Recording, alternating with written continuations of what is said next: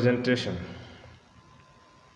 we are going to look at the consequences, impacts, and changes that were brought by the activities of the jihadists or the Islamic jihadists in West Africa around the 19th century. Before the 19th century, within that period, there were increased activities of Islamic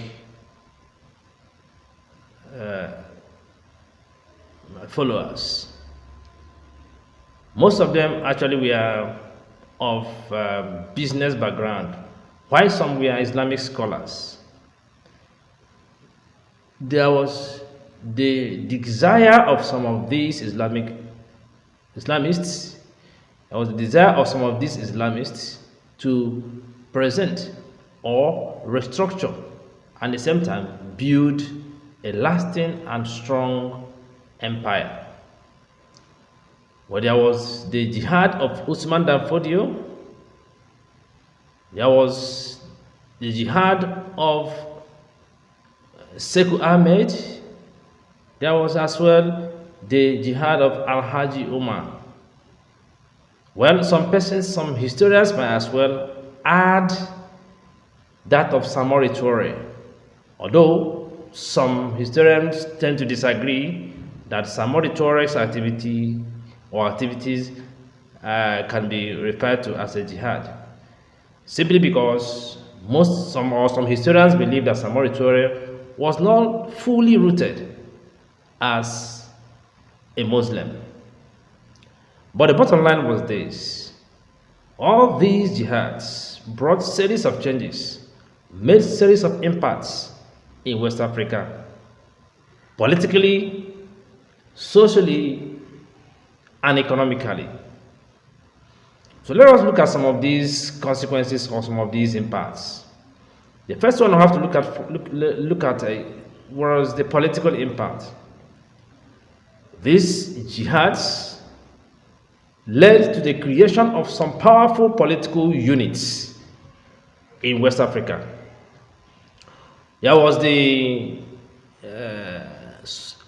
powerful and strong Sokoto Caliphate. There was the empires established within the Masina area.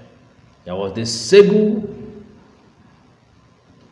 Empire, there was as well the Masina Empire. So the impact or the result of these jihads led to the establishment or the foundation of strong political units within West Africa. The foundation or establishment of these strong political units led to the collapse of some already existing political units. Some of them were communities, some of them were kingdoms that were merged together or brought together under the outcome of these jihads towards the establishment of a larger political unit. Well, some of these communities or some of these kingdoms were hitherto kingdoms owned by people that were not Muslims, that can be referred to as pagans by the jihadists. So that was one impact or one outcome. The next one we have to look at was the provision of political structures that were based on Islamic principles. The establishment of these large political units were characterized by the infusion and structuring of these large units based on Islamic principles, based on Islamic political structures. They had political structures based on Islamic systems, administrative-wise, legislative-wise, and judicial-wise, that were made to be according to the tenets, according to the directives of Islam. Now, another thing was that the kingdoms, the empires, as I said, or the civilization brought together small units, small kingdoms, small political structures into a large political structure. On the economic side, as a result of unified political system and internal security in the area, there were increased rival states economically. Trade expanded among the different ethnic groups, though, in the areas, but some level of friction also were established. So there was a positive impact, there was as well negative impact. Yes, the expansion brought wider economic or trade platform, but brought about unnecessary disagreements as well. But it was a positive thing in the sense that businesses were expanded. Most ethnic groups that were hitherto independent or on their own, or most kingdoms or some kingdoms that were hitherto on their own, started having dealings with other parts of other ethnic groups within and even outside the larger political structure established by the jihadists. Socially, the effect of jihadists was revolutionary. The old ruling class of nobles were overthrown and replaced by the new groups. And these new groups were previously of less privileged. For instance, in Hausa land, there was the feudal structure before the jihad of Usman Dan Fodio.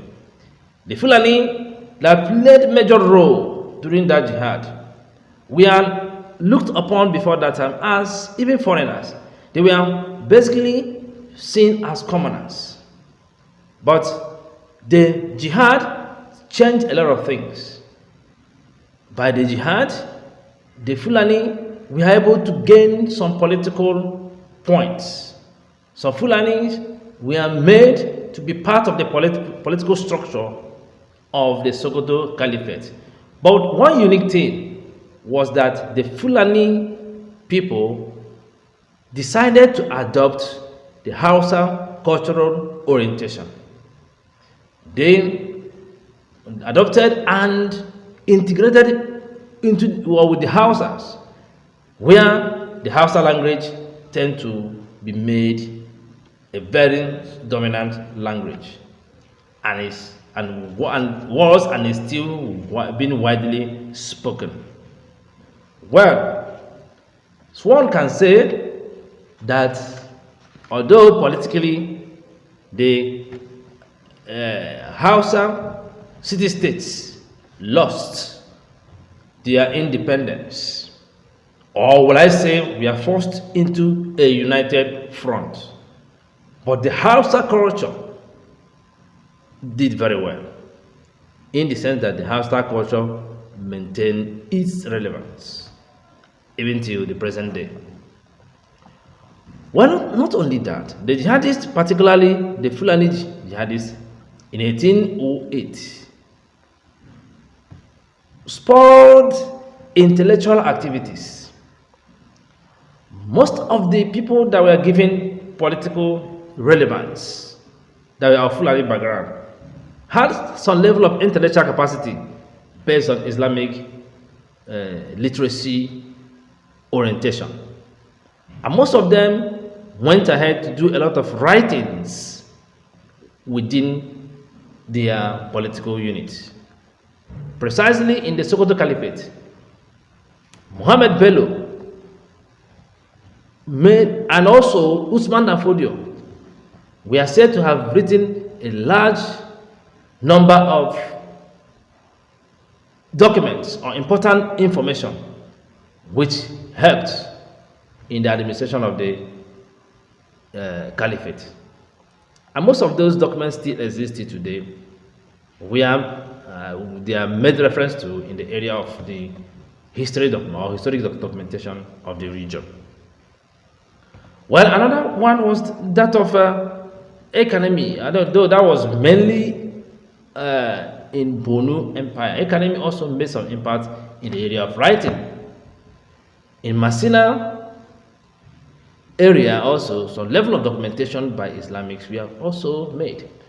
Now the next impact was that judicial structures were established based on Islamic principles. Islamic courts were established, qadis or judges were appointed, trained, and given the mandate to administer justice in those areas. Political structures based on Islamic principles were strongly strengthened. But in the area of economy as well, taxations were created and restructured based on Islamic orientation. Although there were some instances whereby non-Islamic taxes were allowed to stay, but majorly taxes were placed based on Islamic directives. And because this was one of the reasons given by Usman Dan Fodio and his men towards discrediting the Hausa city-states leaders or rulers. The Hausa city-states rulers created taxes that were very un-Islamic and were strongly making life difficult to commoners. And this is one of the reasons the Islamists presented as the basic reason for fighting or working towards removing the influence and powers of the Hausa city-states rulers. Well, another important one was that the jihad led to the jihad outcome led to the disintegration of some powerful neighbors. For instance, in the Nigerian area, the establishment of the Sokoto Caliphate encouraged some expansionist capacity, expansionist intentions by some people that were in the Caliphate. And this made some of them to become somehow adventurous. Let me explain it to you for you to understand. With the success of Usman Dan Fodio, most of his loyalists started taking permission from him and to work towards attacking the powerful neighbors that are close to them in order to possibly establish their own political structure or to bring that particular unit on into the Sokoto Caliphate. The reason was this. With that, there was some level of structuring, for instance, in the Sokoto Caliphate, whereby the Caliphate was divided into two. The one was under the son of Usman Dan Fodio, the other one was under his brother. And each of these divisions had subdivisions, which were referred to as emirates. And all these emirates were put under the control of emirs. And all these emirs were very loyal to Usman Dan Fodio. So some other persons that were loyal to Usman Dan Fodio decided to be ambitious in order to create more emirates with the support of Usman Dan Fodio. And one of the places that suffered in the Nigerian area was the Oyo Empire. The influence and the activities in the Sokoto Caliphate led to the collapse of the Oyo Empire and made most of the people living in Oyo Empire to move southwards. whereby some level of disintegration and some level of pressures and problems we are as well witness because of the mobility or the movement of these people running away from the forefront of the Islamic jihadist activities. Well, please subscribe to our channel and click on the notification icon so that anytime we drop a new presentation, you will be one of the earliest persons to be notified. We welcome any kind of support that may be coming from you in the area of our logistics. But do us a favor of please being part of this channel. Share our content, because African history needs to be pushed out there for a lot of persons to listen to and at the same time appreciate. Thanks for being part of this presentation.